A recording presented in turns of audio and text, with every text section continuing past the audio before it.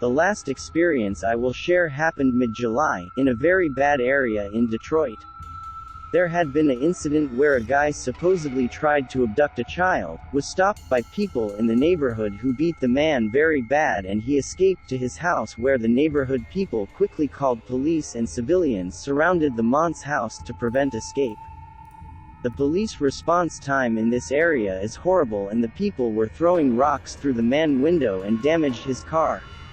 The man was hurt bad by the mob and was hurt by a rock or glass and died in the home. This is assumption by DPD. From what the police officer told me, it was a misunderstanding, and the man picked up a girl that was injured riding her bike, and some kids that knew her told their parents that the man was kidnapping her, and people overreacted and the man was brutally beaten. The cleanup was pretty simple to do. We secured windows, cleaned up blood and bodily fluid, but as soon as I entered the house, I just felt wave after wave of fear and sadness, like I have never felt this before, and it hit in waves that made my legs weak. My working buddy who was there showed up late and didn't get the story from the cop like I did, but experienced the same feelings I had. The whole time we were there, we saw a form darting around corners, like it was watching us, then hiding. It was similar to like a small bit of fog or mist. We also heard very slight cries for help coming from several areas in the house, and also what sounded like, "Please stop," and long, "No." A few times the crowd came back and yelled at the house also, and when this was going on, the activity in the house increased and we could hear running footsteps go up the stairs, a door slam, and it sounded like the front door would open and close, but we never saw any of the doors move. The path of the footsteps sounded like from the front door, through living room, to the bathroom, to stairs, to the upstairs bungalow room.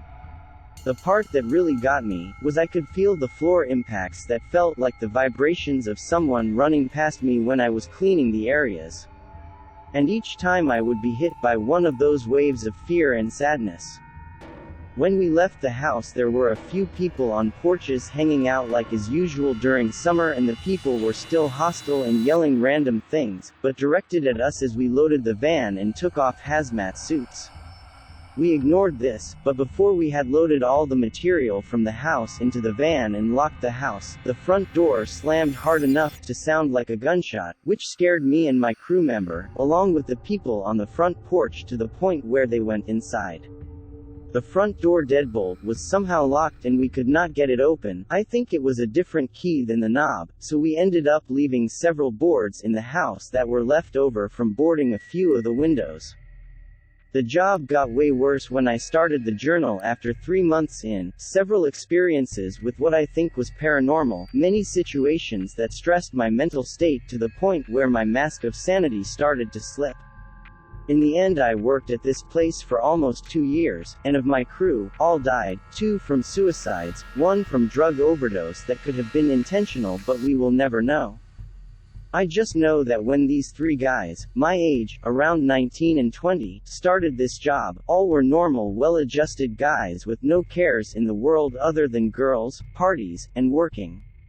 I watched each one of them slowly drain their joys and passion for life, and I know this sounds bad, but each one that died was considerate enough to die in a clean way, most likely so another person wouldn't have to see the horrible thing that we all saw so often.